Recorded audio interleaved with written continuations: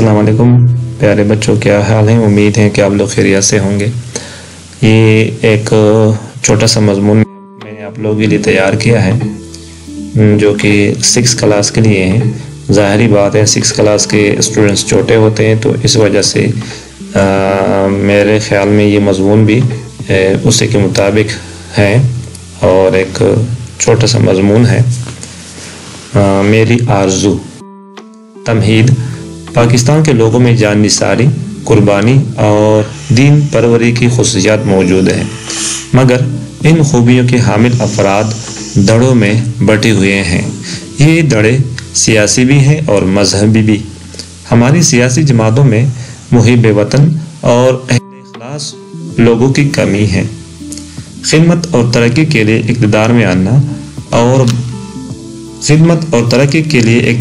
آنا اور بات ہے، جبکہ لوٹ مار اور کرپشن کے ریکارڈ قائم کرنے کے لیے اقتدار سنبھالنا بالکل دوسری بات۔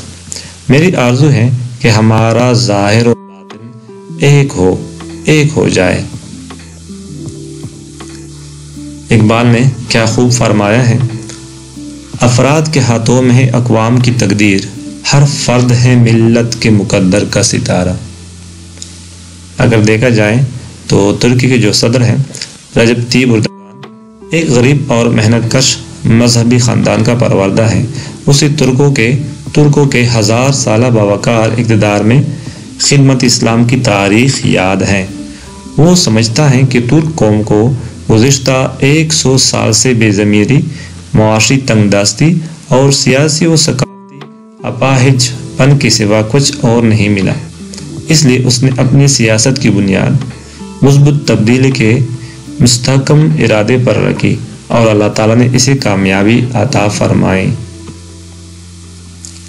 اگر قوم نے ہوش مندی کا مظاہرہ کیا، مخلص اور کرپٹ قیادت کے درمیان فرق کو سامنے رکھا، تو پاکستان دنیا کی 6ٹھی بڑی جوہری قوت بن سکتا ہے۔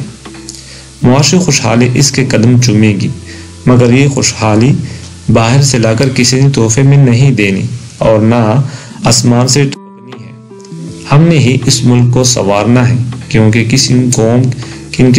کسی قوم کے ذمہ دار اس کے افراد ہوتے ہیں۔ تو ایک چھوٹا سا مضمون تھا جو کہ میں نے آپ لوگوں کے لیے تیار کیا تھا۔ امید ہے آپ لوگوں کو پسند آیا ہوگا۔ شکریہ۔